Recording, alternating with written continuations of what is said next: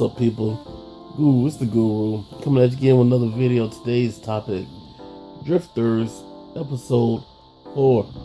Let's get into it. This episode was a little slow paced. A lot of exposition. We got a little bit more background into the situation and the characters, especially the elves and the ends, and a little bit of knowledge of the drifters.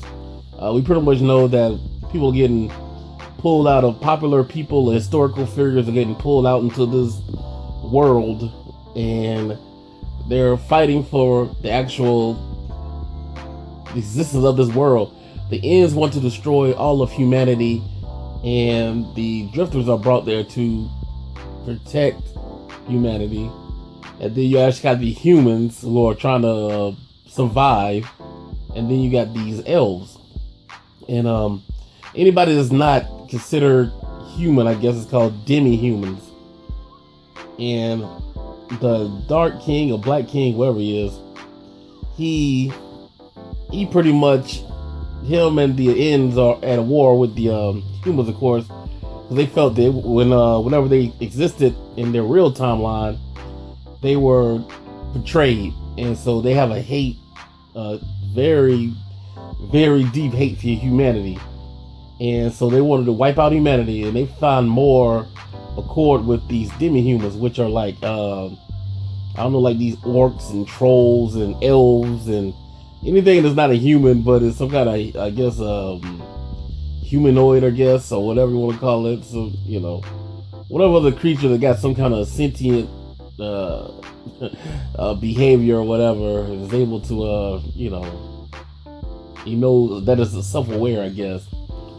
So as long as it's not human, they down with it pretty much. And I guess the elves are a little bit more human-like, so I don't think the ends too much want them in the army, because the ends seem like they could be, the elves seem like they could they don't really hate the humans as much as the other demi-humans do. They just seem like they're more fair-minded, like they just want to live in peace, and if the humans would let them live in peace with them, they would agree to it. So they don't really, they got a grudge, but they have a more of a giving, loving heart. They don't have the hatred in their heart like a lot of the other demi-humans do. So they kind of like on the outside. They're like a neutral. What else people always says, was it Poland or France? Always says neutral, like Poland or France. Whichever one was neutral, I don't know. But let's get into the meat of this, man. Oh my goodness. So it's pretty much almost confirmed that the Dark King or Black King, whatever you want to call him, is actually Jesus. And because he has the holes in his hand, which is pretty much the staple. Everybody knows Jesus was nailed to the cross. And one scene, you can kind of see like he had marks on his arm. So I guess that was from when Jesus got whipped before he got crucified. And he also made a couple of statements, you really referred back to the suffering of Jesus Christ. If you are a Christian or you believe in a Judeo-Christian religion. But he was saying that they turned against him. You know, he was there to save them, but yet they pretty much betrayed him. And so he feels betrayed, and he came to humanity with love in his heart to save all of them, but yet they still betrayed him and turned against him and rejected him. So he feels like, well, I'm gonna go with these demi-humans, the ones who accept me and won't turn against me and appreciate me for who I am, and we're gonna go on a campaign to destroy the humans. And we have other people in this historical figures like Joan of Arc. We know that she fought valiantly. She was very faithful to her religion, as far as she did believe in Christianity pretty much, and she was ended up burned at the stake. So she kind of got betrayed too. So she has the same hate. And the ends are of supernatural realm, I guess. They have powers. You know, they actually have powers. So drifters pretty much gotta rely on their own human strength and ability. They're not souped up like these ends. So it's the war is very uneven. It's very, the ends have all the power. Just think about it, on their side they have Jesus. Well, quote unquote this Dark Kings, which is supposed to be Jesus. So that alone makes one side was a great advantage for the ends, and they have a giant army, and this army is willing to die for the cause. So anytime you get a group of people that are willing to die for a cause, that's a very powerful thing. Then you have these powerful historical figures with supernatural abilities on your side as well. They have dragons, all kind of things, man. I think Rasputin showed up, man, and I'm still trying to figure out who's that character that's like on the fence. Like he's saying, like, I'm going to join whoever. He's not an end or a drifter, but he's right now he's hanging around the Dark King, and he's like, I'm going to join whoever I find interesting or something like that. So I'm trying to figure out who that character is. If y'all know, tell me in the comment section. If it ain't a spoiler, if it is not a spoiler, if it's gonna be something big, keep it quiet. I find out later on in the as the series goes on. And we also see that I gotta remember this character's name. I call him Toyo.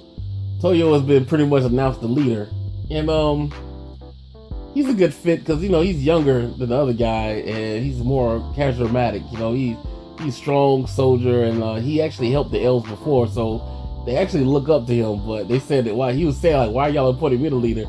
He was like, yeah, don't you remember you was in the middle? Well, he's kind of like, yo, y'all offered me a seat, kind of like I had no choice. Anybody who sat on that seat would have been in the middle, pretty much. So, but this guy is a mastermind. I can't think of the other guy. He older guy with the gun, with the one eye. He's a mastermind, man. He's strategic as hell. And he said he wanted to pull the strings from behind. He wants to pull the strings from behind. He doesn't want to be up front. He's rather have Toyo up front. And like I said, Toyo is a better figurehead for this. I guess this campaign they're gonna make against the humans. So we have two different things. Right now, the humans are kind of screwed because now you got the elves are going to defend themselves against the humans, and then you got the ends. They want to kill the humans, so it's like everybody wants to kill the humans, pretty much, But the elves, like I said, they more or less are defending themselves against the humans.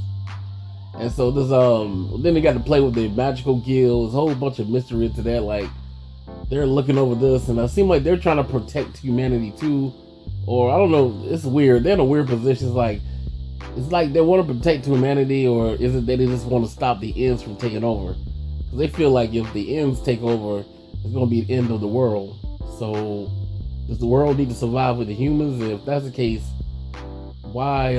I guess the magical guild are a group of humans with magical abilities, and so of course they're gonna side more with the humans than the ends because push comes to shove, the ends will kill them as well because they're human. I guess they just got some kind of magical ability.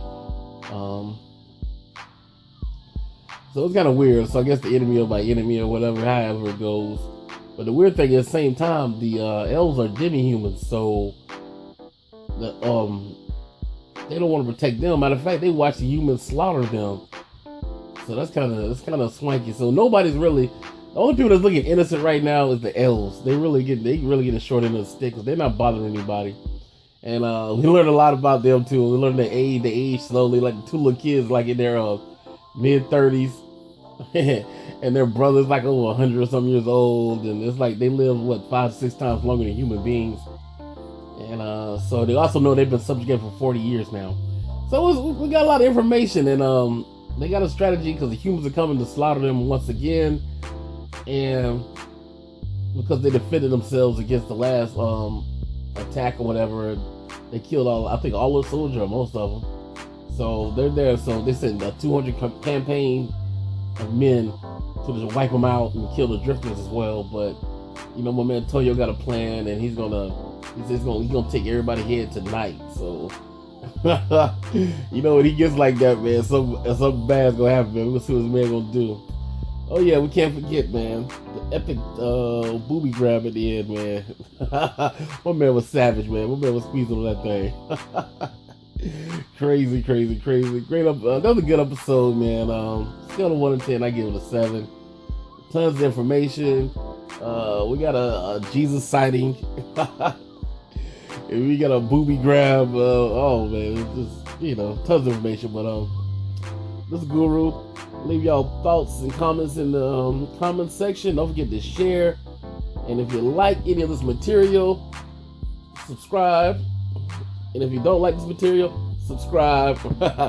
We try to grow this channel, y'all. Like I want to do it with the people. So holla at y'all later. Peace.